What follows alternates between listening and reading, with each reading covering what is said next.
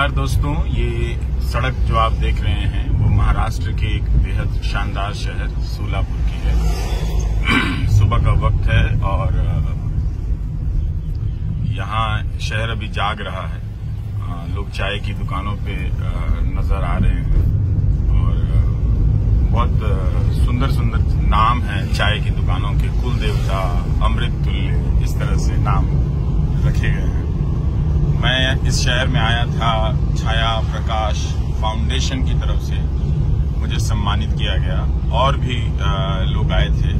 बहुत ही शानदार लोगों से मुलाकात हुई और सबसे बड़ी बात यह है कि मोहन अगाशे जी से मुलाकात हुई और झीलमताई जो ओडिशी की बड़ी नृत्यांगना है, जो मुंबई में स्मिता पाटिल की याद में स्मितालय चलाती हैं, जहां पे वो नृत्य का प्रशिक्षण देती हैं हर उम्र के लोगों को। उन्होंने भी अभिनय कर कुछ नृत्य की बारे में की खूबियों के बारे में बताया हम सभी को।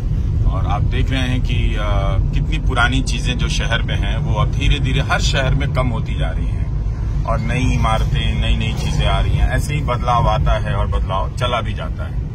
तो सोलापुर में मुझे सम्मानित किया गया और जस्टिस एपी शाह से मुलाकात हुई।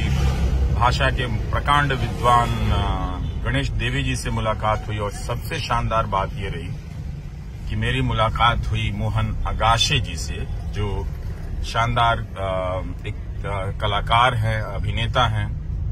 और क्या उनके भीतर बचपन की मुद्राएं मैंने देखी जब वो किस तरह से हंसी मजाक कर रहे थे मराठी भाषा में अपने साथियों के साथ।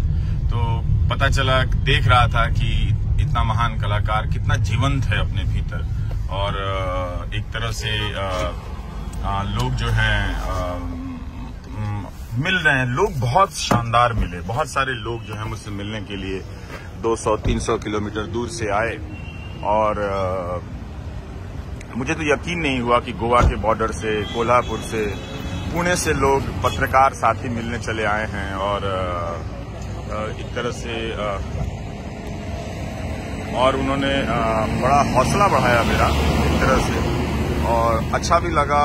एक चीज मैंने देखा कि बहुत सुंदर लोग हैं। सुंदर से मतलब यह है कि आक्रामकता नहीं है। मराठी भाषा, साहित्य और यहाँ जो तमाम आंदोलन चले हैं शायद उसकी वजह होगी कि लोग बहुत ही एक तरह से मुलायम हैं, नरम हैं, बहुत ही अच्छे से मिलते हैं। तो लगता है कि दुनिया कितनी सुंदर है, लोग कितने सुंदर हैं।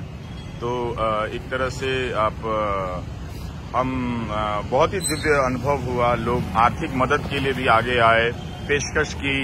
बहुतों ने मुझे कलम भेंट की। सोलापुर में बहुत सुंदर चादर बनता है और यहाँ की एक खास बात ये भी है कि यहाँ गुलदस्ते में फूल की जगह जो यहाँ तौलिया बनता है छोटा छोटा, उसे ही फूल बनाकर उसका गुलदस्ता बना देते हैं। तो एक साथ आप उस गुलदस्ते को फेंक भी नहीं सकते हैं और उसका आप दूसरा एक इस्तेमाल भी आप कर सकते हैं।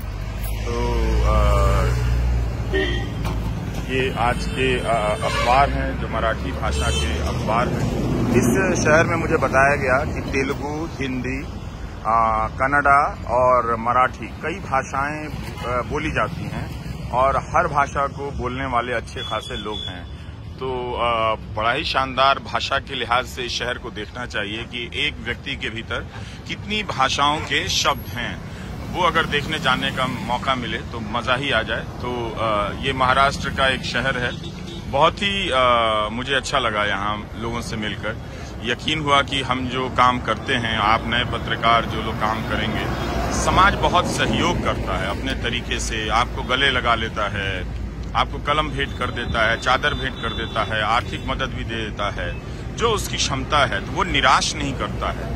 कई लोगों ने मुझसे कहा कि अपना रास्ता देखो, दुनिया का क्या है, सब अपना अपना देख रहे हैं।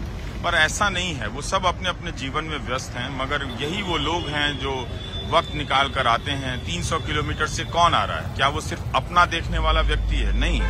तो हमें ये भी देखना है कि इसी वक्त में ऐसे लोग हैं जो अपना तो देख रहे हैं लेकिन दूसरे का भी देख रहे हैं कि उसके साथ क्या हो रहा है और एक पत्रकार का हौसला भी बढ़ा रहे हैं। तो इस तरह के जो बाग में फूल खिले हैं, उन फूलों को देखना आना चाहिए उन तक झुककर सलाम करने आना चाहिए। तो मैं सबका बड़ा आदर करता हूं कि मुझे इतना प्यार मिला, अभिभूत हो गया, लगा कि मैं सब में समाहित हो चुका हूं। तो बहुत सुंदर लगा ये सामाजिक अनुभव जो है कि समाज आता है आपको आपके काम के बदले में रिटर्न देता है, वापस करता है कि हमें याद है इस शहर में। और मैं हिंदी भाषी हूं, लेकिन मैं गदगद हो जाता हूं कि मराठी भाषा के लोग मुझे इतना प्यार दे रहे हैं, मेरी बातों को सुन रहे हैं। तो जब हम जनगण मन गाते हैं तो यही तो होता है ना, जब भारत के अलग अलग प्रांतों का उच्चारण करते हैं तो हमारे दिल में पूरा भारत जो है वो घुलने मिलने लगता है। और ऐसा ही कुछ सुखद अनुभव होता है कि जब मैं दूसरी भाषाओं के पाठकों और दर्शकों के बीच पहुंचता हूं और जब पता चलता है कि उन्होंने सुना है, पढ़ा है, ये बड़ा ही जीवन को धन्य करने वाला प्रसंग है।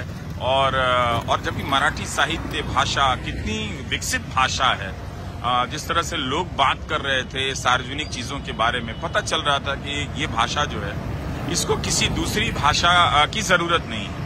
ना तो ये अंग्रेजी को लेकर कुंठित है, ना ये किसी और भाषा के वर्चस्व को लेकर कुंठित है। अपने भीतर निरंतर विकास कर रही है ये भाषा। और नए नए विषयों पर ऐसे ऐसे लोग मिले, एक पत्रकार मिले जो उन्होंने कहा कि पिछले 15-18 साल से शिवाजी पर रिसर्च कर रहे हैं, काम कर रहे हैं, किताब लिखना चाहते हैं। तो ऐसे ऐसे जुनूनी लोग मिले जो मराठी में लिख रहे हैं और उनके भीतर इस तरह की कोई कुंठा नहीं है कि वो अंग्रेजी में किताब आ जाए। बहुत शानदार किताबों के बारे में यहाँ जानकारी मिली जो केवल और केवल मराठी में लिखी जा रही है। लोग बात कर रहे हैं कि बहुत ही पाथ ब्रेकिंग, एक तरह से रास्ता बदल देने वाली किताब आई है मराठी में। साहित्य अकादमी पुरस्कार भी मिला है प्रवीण बांदेकर की किताब के बारे में, यहाँ पर बहुत चर्चा हो रही थी। तो इस तरह के सुंदर अनुभवों के साथ मैं दिल्ली लौट रहा हूँ। बहुत ही अच्छा लगा। मुझे लगता है कि भारत के अलग अलग शहरों में मुझे जाना चाहिए और एक तरह से देखना चाहिए कि वहाँ क्या हो रहा है, लोग किस तरह से हैं। तो एक सकारात्मकता आती है कि अभी इतना निराश होने की जरूरत नहीं है। हम सोलापुर में हैं और शहर अभी अभी जागा है। आप ये देखिए कि एक चाय की दुकान पर आए हैं, धनवे गुणाचा चाह। गुणाचा मतलब गुड़, गुणाचा। तो ये गुड़ की चाय की दुकान है यहाँ। और मैंने यहाँ चाय पी है, बहुत अच्छी चाय है यहाँ के गुड़ की। और फायदा बता रहे हैं, क्या क्या फायदे हैं इसमें। गुडामध्ये साखरेपेक्षा जास्त पोषक मूल्यम असतात, मतलब प्रोटीन वगैरह होता है गुड़ में, गुड़ से ज्यादा, गुड़ में चीनी की तुलना में। एंटीटॉक्सिन भी है और इतने सारे फायदे आपने बता दिए। एनीमिया नहीं होता है गुड़ की चाय से। तो हर कुछ यहाँ पे गुड़ का ही है। गुड़ का क्रीम रोल है ना। तो चीनी नहीं है यहाँ पे। तो एक तरह से पारंपरिक ये चीनी का ही बेल्ट है, गन्ने का बेल्ट है। और यहाँ पे गुड़ से वापस लौट रहा है धीरे धीरे। चाय हमने पी, चाय बहुत अच्छी। Thank you. सध्याच्या परिस्थितीत ताज्या घडामोडी पाहण्यासाठी आमच्या युट्यूब चॅनलला सबस्क्राईब करायला विसरू नका। बातमीच्या सविस्तर माहितीसाठी आपण आपल्या वेबसाईटला भेट द्या। सर्व ताज्या बातम्या पाहण्यासाठी आपण आपलं ऍप डाउनलोडिंग करा। रोजच्या बातम्या वाचण्यासाठी आपण आपल्या ई पेपरला भेट द्या। दैनिक राजस्व आपल्या सगळ्यांना आवाहन करीत आहे की घरी राहा, सुरक्षित राहा।